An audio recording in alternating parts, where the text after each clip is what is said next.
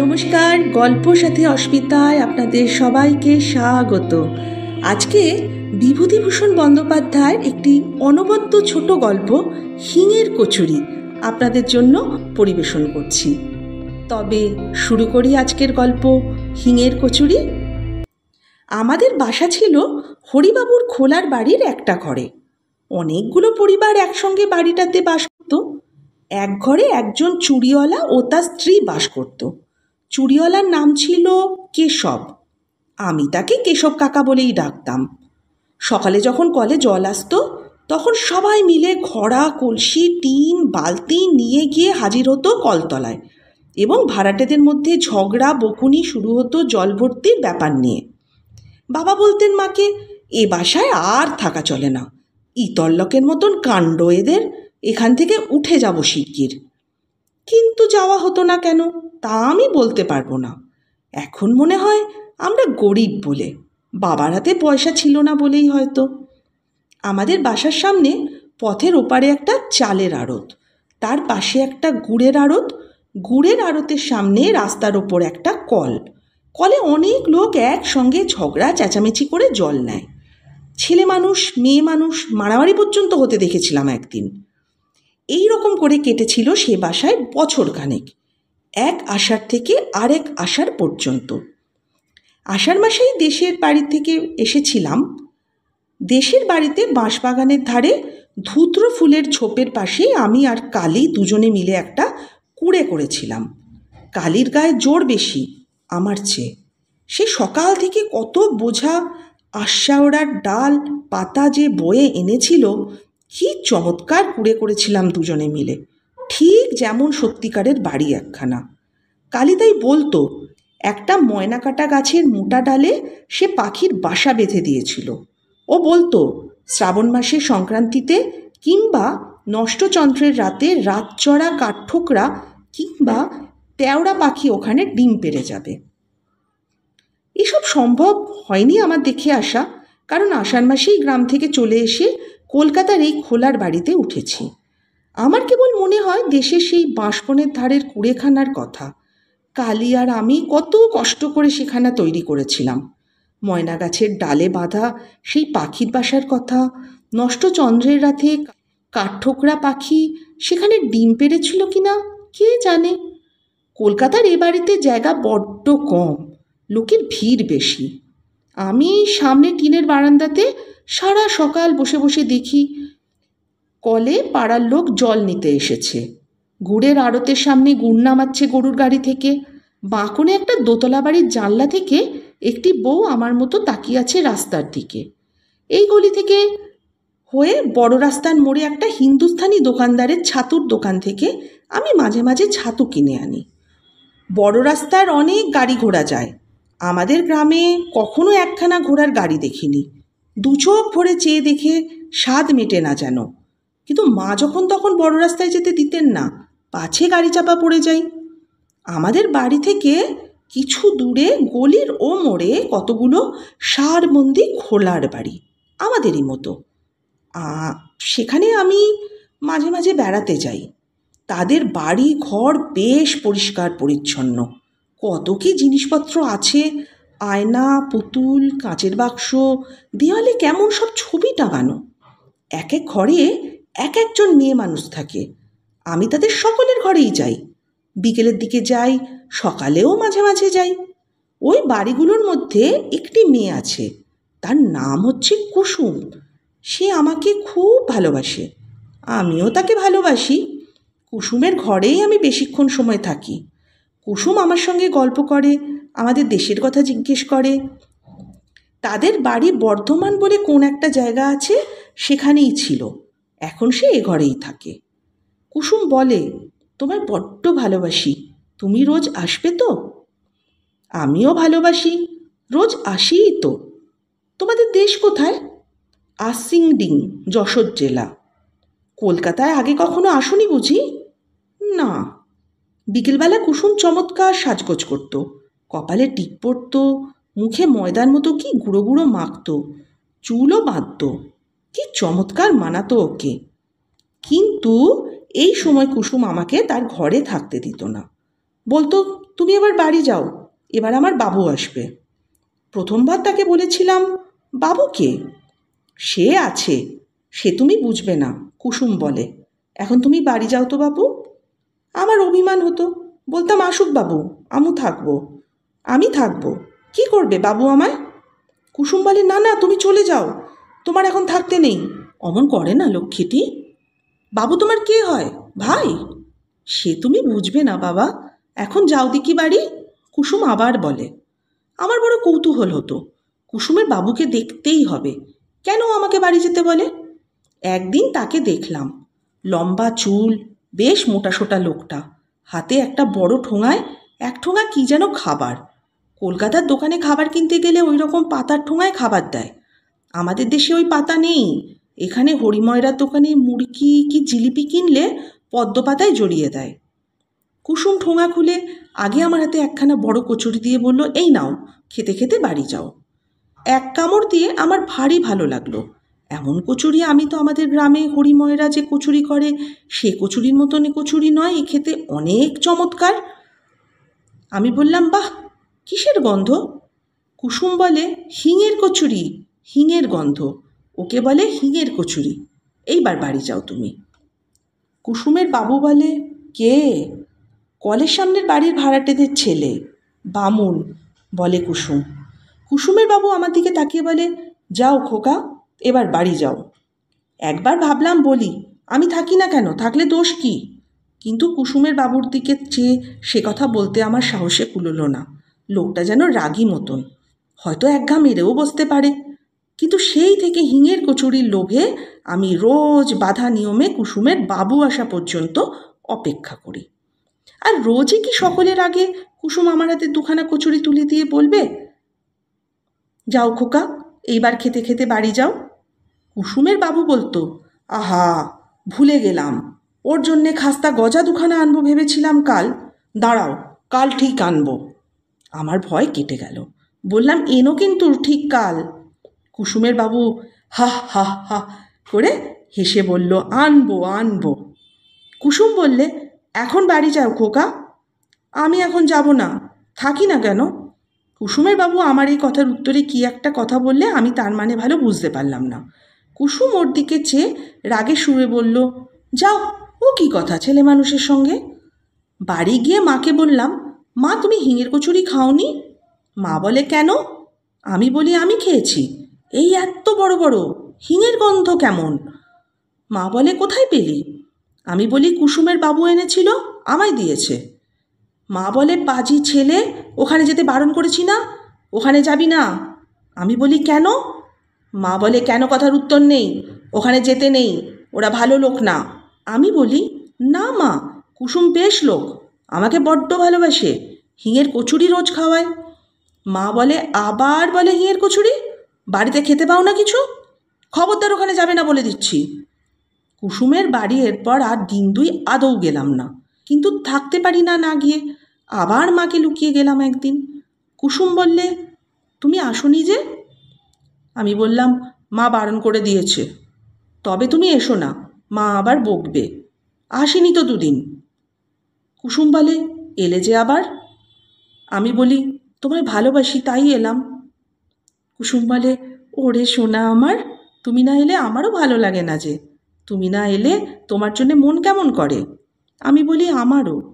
কুসুম বলে, কি করব, তেমন কপাল করিনি যে, তোমার মা তোমার পাছে বকেন, তাই ভাবছি।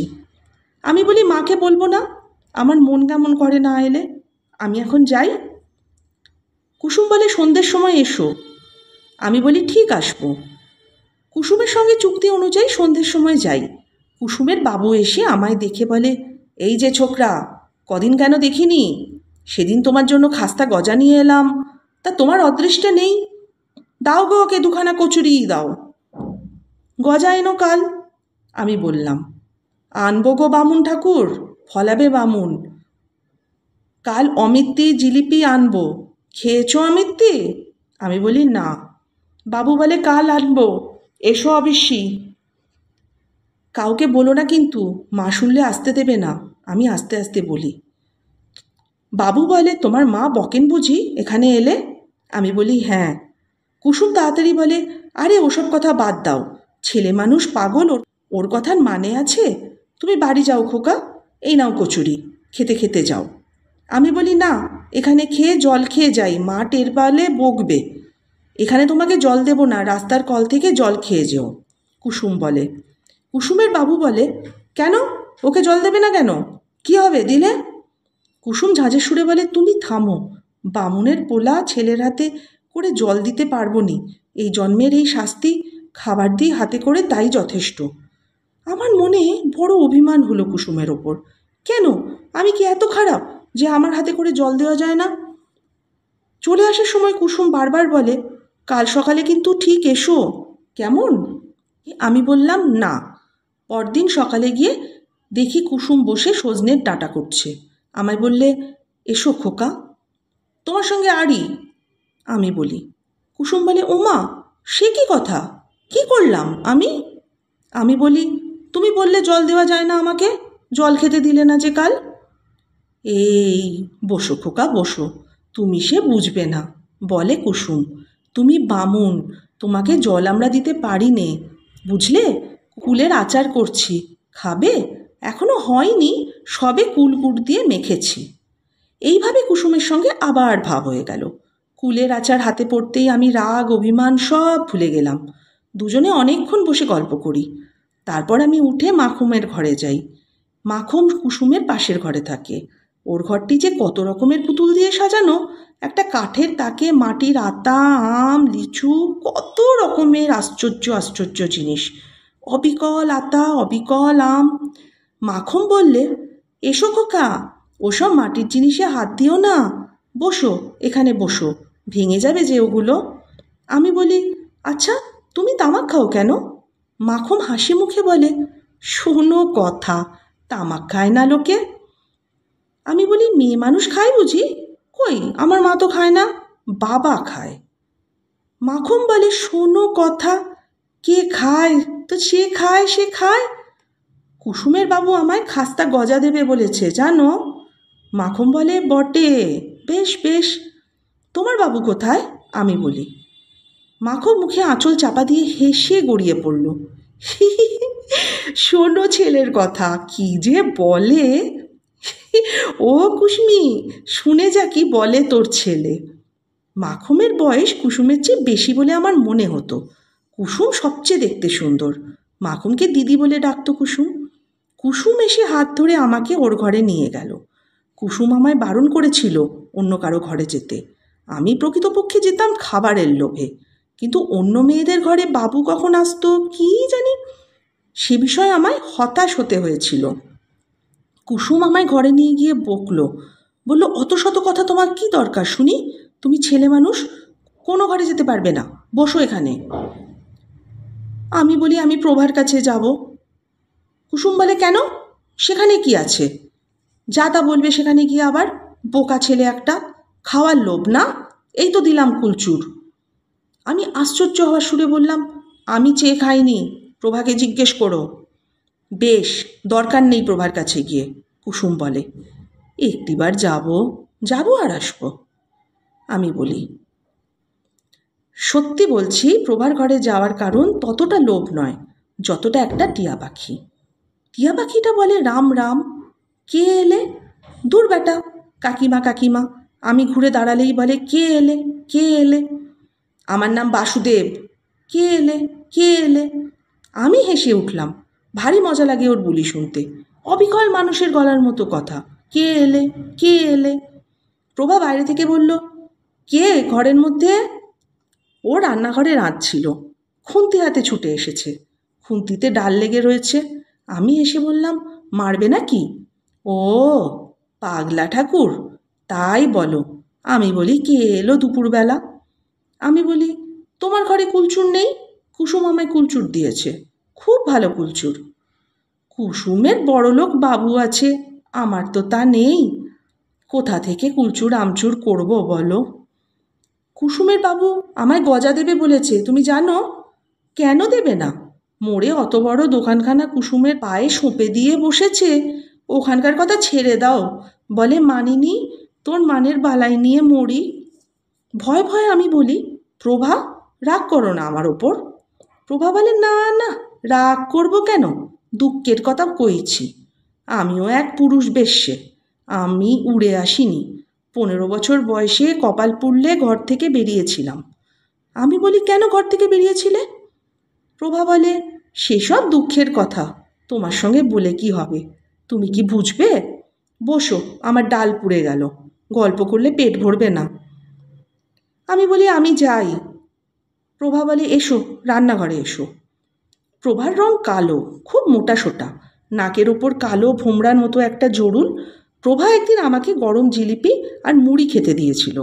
ওর ঘরে এত জিনিসপত্র নেই, ওর খাঁচায় পোষা টিয়া পাখিটা ছাড়া। প্রভা রান্না করছে চালতের অম্বল, চালতে ভেজানো।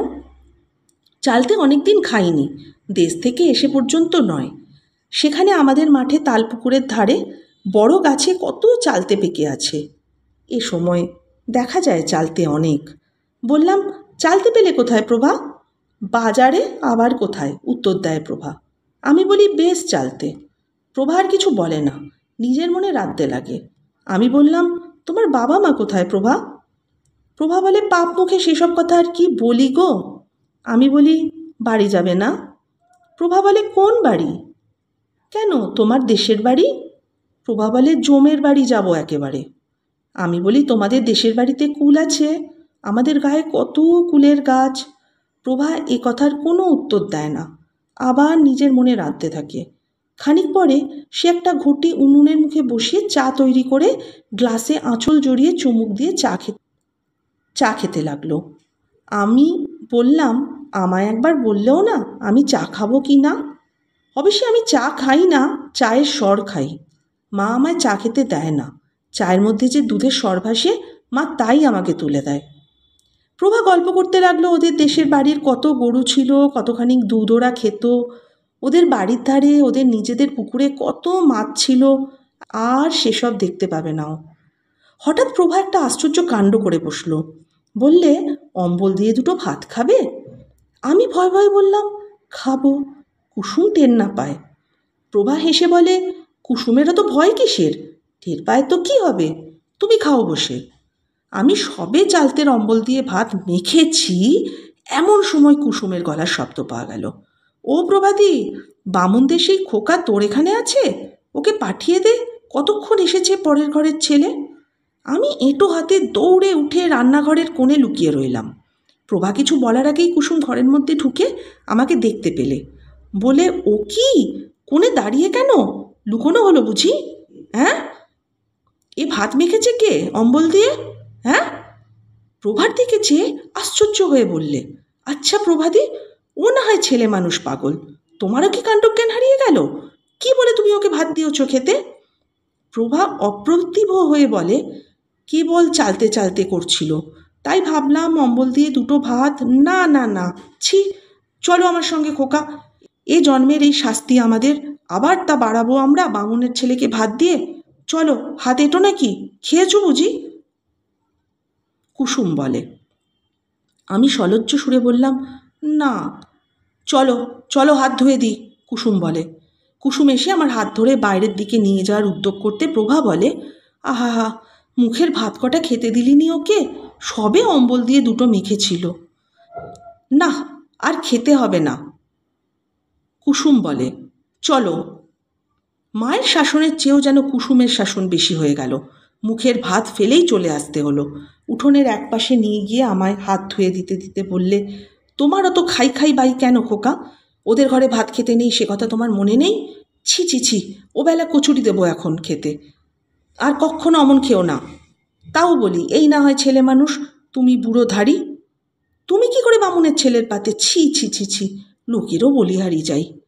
বলা বাহুল্য প্রভা এসব কথা শুনতে পায়নি, সে এদিকেও ছিল না। বললাম, মাকে যেন বলে দিও না কুসুম।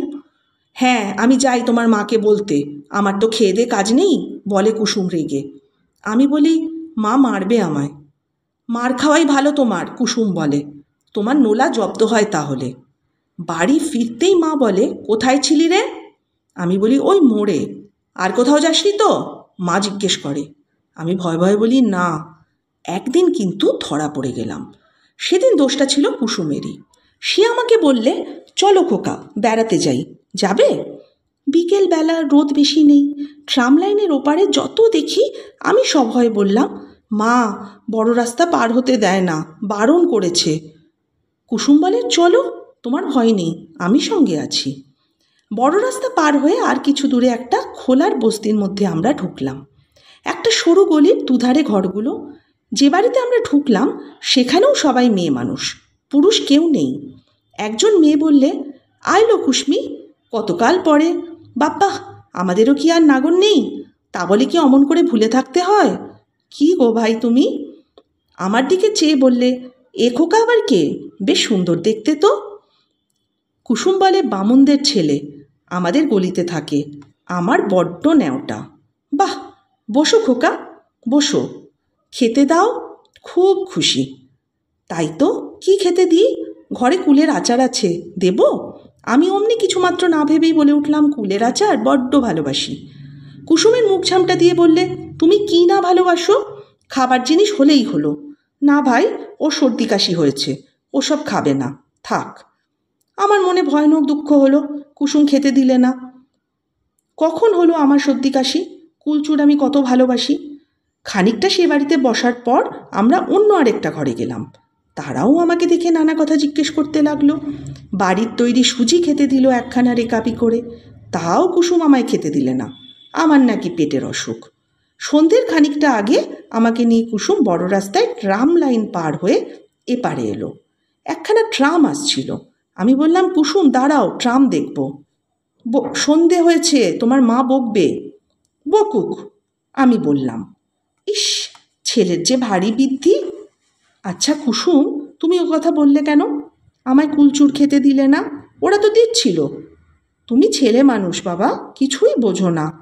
কুসুম বলে, কার মধ্যে কি খারাপ রোগ আছে তুমি তা জানো?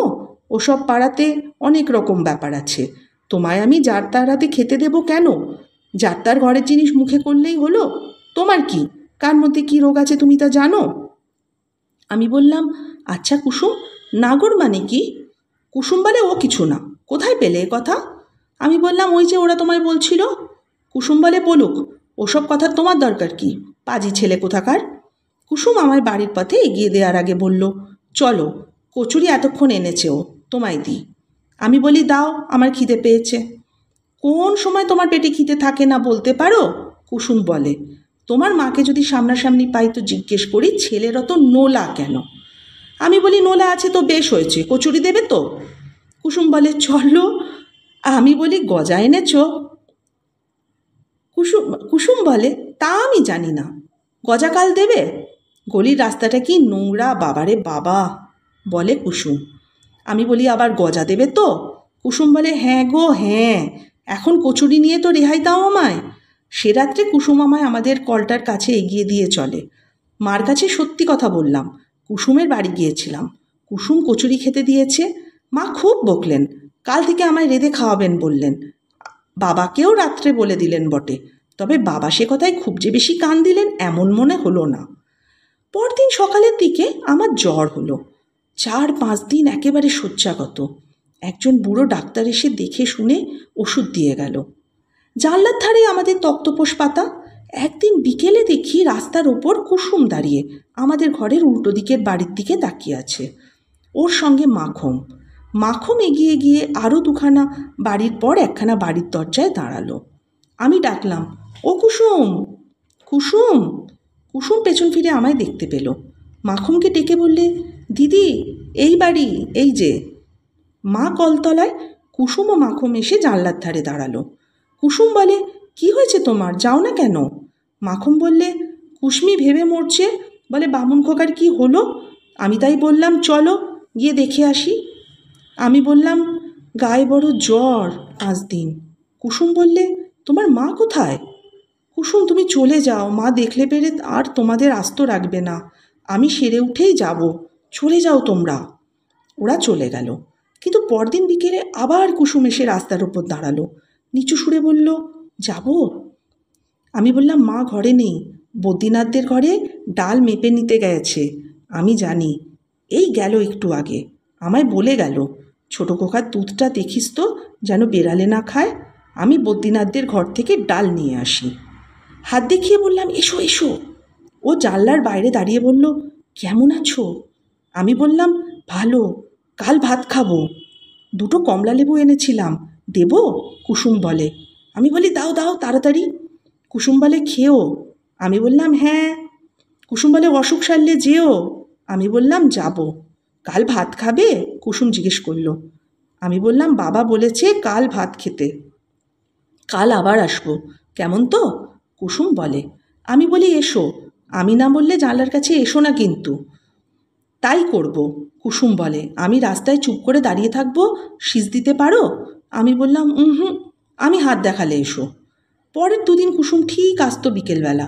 একদিন প্রভা দেখতে এসেছিল বলে ওকেও সঙ্গে করে এনেছিল। প্রভাও 2টো কমলালেবু দিয়েছিল আমায়। মিথ্যে কথা বলবো না, বালিশের তলায় লেবু লুকিয়ে রেখে দিতাম। মা ঘরে না থাকলে খেয়ে ছিবড়ে ফেলে দিতাম রাস্তার ওপর ছুঁড়ে। সেরে উঠে 2 দিন কুসুমের বাড়ি গিয়েছিলাম। তারপরেই এক ব্যাপার ঘটল, তাতে আমাদের কলকাতার বাসা উঠে গেল। আমরা আবার চলে এলাম আমাদের দেশের বাড়িতে। মা একদিন সোডা ওয়াটারের বোতল খুলতে গিয়ে হাতে কাঁচ ফুটিয়ে ফেলল। সে এক রক্তারক্তি কাণ্ড। হাতের কবজি থেকে ফিনকি দিয়ে রক্ত ছুটতে লাগলো। বাসার সব লোক ছুটে এলো বিভিন্ন ঘর থেকে। কোণের ঘরের বিপিনবাবু এসে মার হাতে কি একটা ওষুধ দিয়ে বেঁধে দিল, কিন্তু মায়ের হাত সারল না। ক্রমে হাতের অবস্থা খুব খারাপ হয়ে উঠল। মা আর রান্না করতে পারে না, যন্ত্রণায় কাঁদে রাত্রে। ডাক্তার এসে দেখতে লাগলো। আমার মামাবাড়ির অবস্থা ভালো। চিঠি পেয়ে মেজো মামা এসে আমাদের সকলকে নিয়ে চলে গেল মামার বাড়িতে। আষাঢ় মাসের শেষ, তাল 2-1টা পাকতে শুরু করেছে। মামার বাড়ির গ্রামে মস্ত বড় একটা পুকুর আছে মাঠের ধারে, তার পারে অনেক তাল গাছ। আমি বেড়াতে গিয়ে প্রথম দিনই একটা পাকা তাল কুড়িয়ে পেয়েছিলাম, আমার মনে আছে। মার হাত সেরে গেল মামার বাড়ি এসে। ভাদ্র মাসের শেষে আমরা দেশের বাড়িতে চলে এলাম। কলকাতা আর যাওয়া হলো না। বাবাও সেখানকার বাসা উঠিয়ে দেশে চলে এলো। সুদীর্ঘ 30 বছর পরের কথা বলছি এবার। কলকাতায় মেসে থেকে অফিসে কেরানিগিরি করি।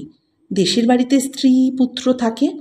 আমার পুরনো কলেজ আমলের বন্ধু শ্রীপতির সঙ্গে বসে ছুটির দিনটা কি একটা গল্প করতে করতে শ্রীপতি বললে, কাল ভাই সন্ধ্যের পর প্রেমচাঁদ বড়াল স্ট্রিট দিয়ে আস্তে আস্তে দুধারে মুখে রং, হরি বল। আমিও দেখেছি, ওই পথ দিয়েই তো আসি। আমি বললাম, তবে আমি কিন্তু ওদেরকে চোখে দেখি, ওদের আমি খুব চিনি, ওদের ঘরে একসময় আমার খুব যাতায়াত ছিল। আমার বন্ধু আশ্চর্য হয়ে বললে, তোমার? আমি বলি, হ্যাঁ ভাই, মায়েরই বলছি। বন্ধু বলে, যা, বিশ্বাস হয় না। আমি বলি, আচ্ছা চলো আমার সঙ্গে এক জায়গায়, প্রমাণ করে দেব। বছর 15 আগে একবার নন্দরাম সেনের গলি খুঁজে বার করে মাখমের বাড়ি যাই। কুসুম, প্রভা কেউ ছিল না। ওই দলের মধ্যে মাখমই একমাত্র শেখোলার বাড়িতে ছিল তখনও। শ্রীপতিকে নিয়ে আমি চলে গেলাম নন্দরাম সেনের গলিতে। মাখম এখনও সে বাড়িতে আছে। একেবারে সনের নুড়ি চুল মাথায়, যক্ষী বুড়ির মতন চেহারা, একটি দাঁতও নেই মাড়িতে। আমি যেতে মাখম বললে, এসো এসো, ভালো আছো? আমি বলি, চিনতে পারো? উমা, তোমায় আর চিনতে পারবো না? মাখম বলে, আমাদের চোখের সামনে মানুষ হলে ভালো কথা, কুসুমের খোঁজ পেয়েছি। আমি বলি, কোথায়? কোথায় পেলে? শোভাবাজা স্ট্রিটে একটা মেস বাড়িতে ঝিগিরি করে, ঢুকেই বাঁ হাতে, মন্দিরের পাশের ভাঙা দোতলা। আমায় সেদিন নিয়ে গিয়েছিল মন্দিরের নীল পুজো দিতে, তাই আমায় দেখালে। শ্রীপতিকে নিয়ে সে মেসবাড়ি খুঁজে বার করলাম। সন্ধে তখনও হয়নি। নিচে ঠাকুর ঘরে ঠাকুরকে বললাম, তোমাদের ঝি কোথায় গো? ঠাকুর বলে, বাজারে গিয়েছে বাবু, এখনই আসবে। কেন? আমি বলি, দরকার আছে, তার নাম কুসুম তো। ঠাকুর বলে, হ্যাঁ বাবু। একটু পরে একজন লম্বা রোগা ঝি শ্রেণীর মেয়ে মানুষ সদর দরজা দিয়ে ঢুকে রান্নাঘরের সামনে এসে দাঁড়ালো। ঠাকুর বললে, ও কুসুম, এ বাবুরা তোকে খুঁজছে। আমি ঝিয়ের দিকে অবাক হয়ে চেয়ে রইলাম। বাল্যদিনের সেই সুন্দরী কুসুম এ, মাখমের মতো অত বুড়ি না হলেও কুসুমও বুড়ি। বুড়ি ছাড়া তাকে আর কিছু বলা যায় না। ওর মুখ আমার মনে ছিল, সে মুখের সঙ্গে এ বৃদ্ধার মুখের কিচ্ছু মিল নেই। ঠাকুর না বলে দিলে একে আমি কুসুম বলে চিনতেই পারতাম না। কুসুমও আমার দিকে অবাক হয়ে চেয়ে বললে, আমায় খুঁজছেন আপনারা? কোত্থেকে আসছেন? মাখমের কাছ থেকে। আমি বলি। কুসুম বলে, কোন মাখম? আমি বলি, নন্দরাম সেনের গলি মাখম বাড়ি হলি। ও, তা আমায় খুঁজছেন কেন? কুসুম জিজ্ঞেস করে। আমি বলি, চলো ওদিকে, কথা আছে। কুসুম বলে, চলুন ওদিকে। খাবার ঘরে গিয়ে বললাম, কুসুম, আমায় চিনতে পারো? কুসুম বলে, না বাবু। আমি বলি, নন্দরাম সেনের গলিতে আমাদের বাসা ছিল, তখন আমি 8 বছরের ছেলে, আমার বাবা মা ছিলেন ঈশ্বর নাপিতের বাড়ির ভাড়াটে, মনে পড়ছে? কুসুম হেসে বলে, মনে হয় বাবু তুমি সেই পাগলা ঠাকুর, কত বড় হয়ে গিয়েছো বাবা, বাবা মা আছেন? আমি বলি, কেউ নেই। ছেলেপুলে কটি? কুসুম জিজ্ঞেস করে। আমি বলি, 4-5টি। বসো বসো বাবা, বসো। আরও অনেক কথাবার্তার পর কুসুম আমাদের বসিয়ে বাইরে কোথাও চলে গেল। খানিক পরে চট করে কোথা থেকে একটা শালপাতার ঠোঙায় খাবার এনে 2খানা থালায় আমাদের দুজনকে খেতে দিল। আমারও মনে ছিল না, খেতে গিয়ে মনে হলো বড় বড় হিঙের কচুরি 4খানা। তখনই মনে পড়ে গেল কুসুমের সেই বাবুর কথা, সেই হিঙের কচুরির কথা। মনে এলো 30 বছর পরে আবার সেই লোভী ছেলেটির ছবি ও তার কচুরি প্রীতির কথা। কুসুমের নিশ্চয়ই মনে ছিল, কিংবা ছিল না, তা জানি নে। কচুরি খেতে খেতে আমার মন সুদীর্ঘ 30 বছরের ধূসর ব্যবধানে ওপারে আমাকে নিয়ে গিয়ে ফেলেছে একেবারে নন্দরাম সেনের গলির সেই অধুনালুপ্ত গুড়ের আড়তটা ও রাস্তার কলটার সামনে, যেখানে কুসুম আজও 25 বছরের যুবতী, যেখানে তার বাবু আজও সন্ধেবেলায় ঠোঙা হাতে হিঙের কচুরি নিয়ে আসে নিয়ম মতো। কি সুন্দর, কি অপূর্ব ও বিবরণ হতে পারে একটি গল্পর। বিভূতিভূষণ বন্দ্যোপাধ্যায় রচিত হিঙের কচুরি গল্পটিতে আমরা পাই। সত্যিই মনে দোলা লাগে গল্পটি পড়ে, তাই ভাবলাম আপনাদের সঙ্গেও শেয়ার করি। ভালো লাগলে অবশ্যই জানাবেন, আর অবশ্যই সকলে খুব ভালো থাকবেন।